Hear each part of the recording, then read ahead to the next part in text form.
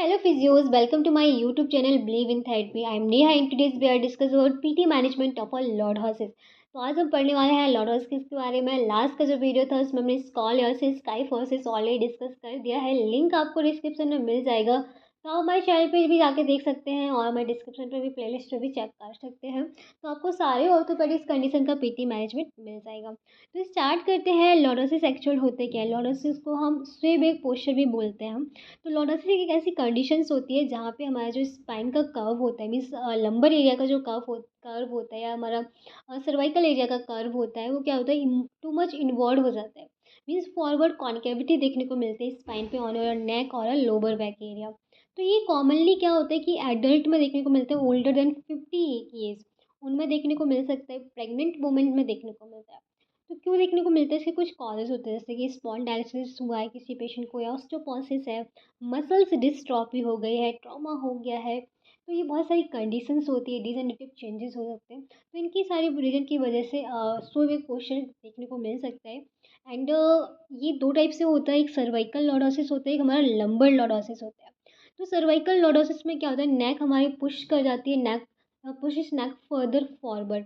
And lumbar lordosis means sway question में क्या होता है कि pushing your hip and pelvic further forward. तो ये दो टाइप का है।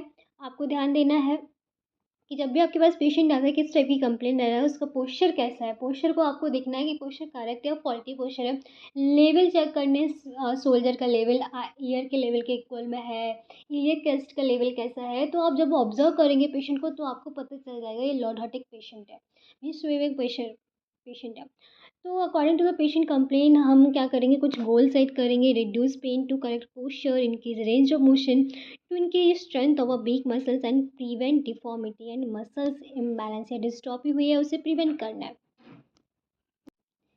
सो हमारा फर्स्ट गोल है पेन रिलीफ। पेन को रिलीव कैसे करेंगे, हॉट फॉर्मेंटेशन या क्रायोथेरेपी का यूज़ करेंगे। एक्यूट कंडीशन है तो क्रायोथेरेपी का यूज़ करेंगे।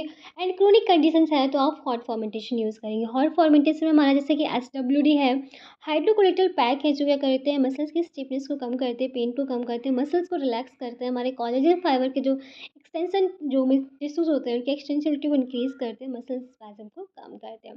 तो हाइड्रोकोलेटल पैक जो ट्रीटमेंट ड्यूरेशन रहता है 10 to 15 मिनट्स का रहता है। एंड देन क्रायोथेरेपी क्या करता है, एक्यूट कंडीशन में यूज़ करती है, हमारे एक्सेसिव स्वेलिंग, इन्फ्लेमेशन, पेन, इस मसल स्पैज़म को कम करता है। एंड टेंस का यूज़ करते हैं जो कि पेन को रिड्यूस करता है। नेक्स्ट हमारा जो गोल्स है वो है correction of a muscles imbalance. Muscles imbalance क्योंकि मसल्स डिस्ट्रॉफी हो जाती है, मसल्स बहुत ज़्यादा वीक हो जाती है, तो उसे करेक्ट करना होता है। तो उसे करेक्ट करने के लिए हम क्या करेंगे, स्ट्रेचिंग एक्सरसाइज कराएंगे, जैसे कि उस अराउंड टू दिस एरिया। यदि हमारे सर्वाइकल लॉर्डोसिस है तो सर्वाइकल एरिया की जितनी सारी मसल्स हैं, एसेसरीज मसल्स हो गई, थॉरसिक एरिया की मसल्स हो गई, सर्वाइकल की मसल्स हो गई, पैक्टोरस मसल्स हो गई, और हमारे शोल्डर जॉइंट की मसल्स हो गई, एंड हमारे स्कापुलर मसल्स हो गई। तो आपको इन सारी मसल्स का स्ट्रेचिंग कराना होगा, स्ट्रेंथनिंग कराना होगा। ओके, और क्या कराना होगा, यदि हमारे लोअर बैक पेन है, मीन्स लॉर्डोसिस है लंबर रीजन पे, तो आपको लंबर रीजन की मसल्स को स्ट्रेंथिंग प्रोवाइड करनी है, जैसे कि इलियोसास है, हैमस्ट्रिंग है, बैक एक्सटेंसर मसल्स है, कॉर्डेटस लंबर है, टिफियल है, टेंसर फेशियल आटा है, latissimus dorsal muscles stretching. Hold कितनी देर रखना है, 15 to 30 सेकेंड के लिए होल्ड रखना है। रेपिटेशन जो रहेगा 3 टाइम्स रेपिटेशन, 3 to 8 रेपिटेशन, यहाँ पे 8 है।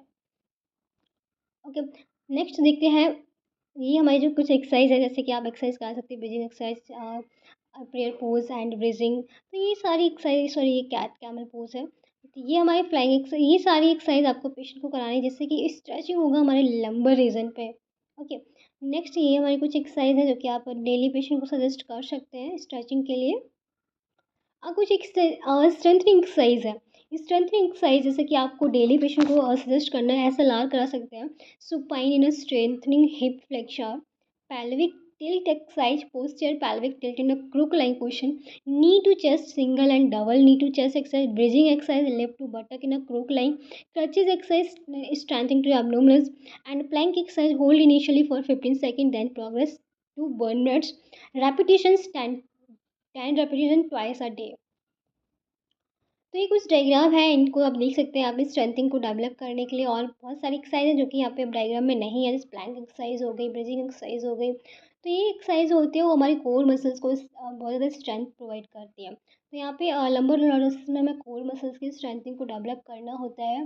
और यदि सर्वाइकल पे है तो सर्वाइकल के एरिया के जो मसल्स जैसे कि मैंने आपको बताया, जो कि स्कॉलियोसिस में हमने उस सारी एक्सरसाइज जो बताई है आपको, तो वो एक्सरसाइज आप करा सकते हैं। ओके। सो आई होप ये वीडियो आपके लिए हेल्पफुल रहा होगा। वीडियो हेल्पफुल है तो प्लीज़ वीडियो को लाइक करें, चैनल को सब्सक्राइब करें। कोई भी क्वेरी होती है तो आप कमेंट बॉक्स में कमेंट करके पूछ सकते हैं। And thank you so much and keep supporting me.